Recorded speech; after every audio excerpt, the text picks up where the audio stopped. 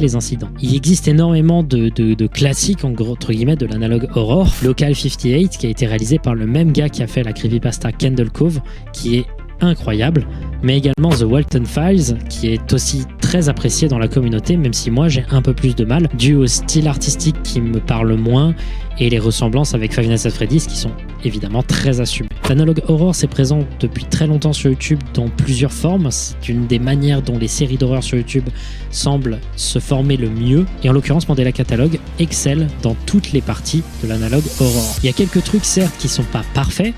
Les ambiances audio ne retranscrivent pas tout à fait bien le côté VHS et parfois il y a 2-3 tricks vidéo ou audio qui font un peu cheap ou un peu rajouté, qui ne semblent pas trop aller dans l'atmosphère analogue.